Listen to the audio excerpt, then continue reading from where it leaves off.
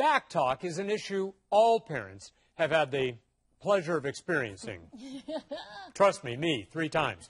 Children of all ages do it, but today we're focusing on the elementary school age and how you can get these kids to mind their manners. Now, I have to start before elementary, but we're talking about elementary. We have brought in the woman who knows more about parenting than most people have forgotten. She is child development and behavioral specialist Betsy Braun.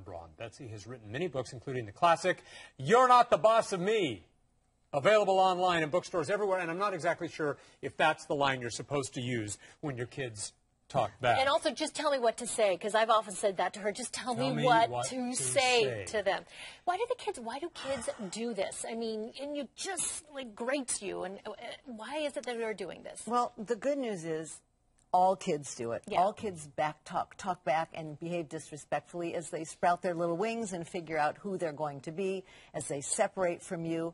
The real why that they do it day after day could have to do with a bad day in school, a bad day with friends, or they've just held it together all day and finally they're at home with you in their baby selves and they let it all hang out and you're the lucky recipient. Because at school, they're perfect, as you've often told me, and they save behavior for the person whose love they trust the most. Okay, I always try and tell myself that. This is feeling very warm and cuddly, but what do we do about it? Okay, so here's the thing. We know what we want to do, right? Yeah. Why, you little... Yeah, well, and that's what parents say to me. If I talk to my father the way my kid talks to me. Back of the hand, yeah. You know, if you speak to your child with respect, for starters, you're going to be in a better position to have respectful talk to you.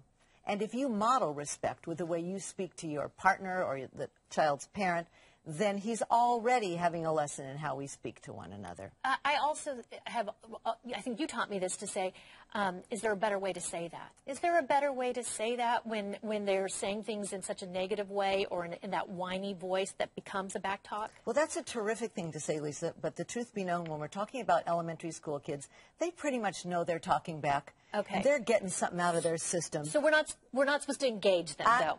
Exactly. Okay, so let's get to your advice then. Okay, the very first thing I say to you, knowing that you may not be the cause of the back talk, but you sure as heck are part of the cure.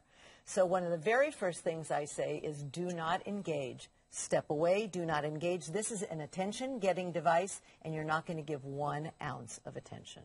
Okay. So you're the one who walks away? You don't tell them to go to their room? Well, and here's what you do. No, you don't tell them to go to their room, I think.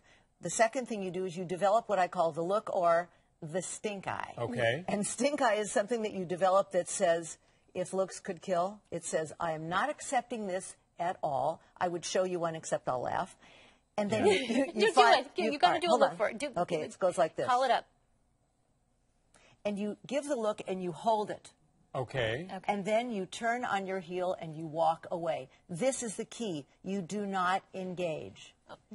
But later you like to revisit, though, right? And that's the third tip, because after things have leveled off, when we are no longer elevated, then you get to go into your child's room and say, okay, buddy, what was up with that? And you can have a talk about it. You can discuss what might have been going on, why it wasn't okay. That worked very well with my kids. For sure. Yeah. And sometimes you are going to impose an appropriate consequence.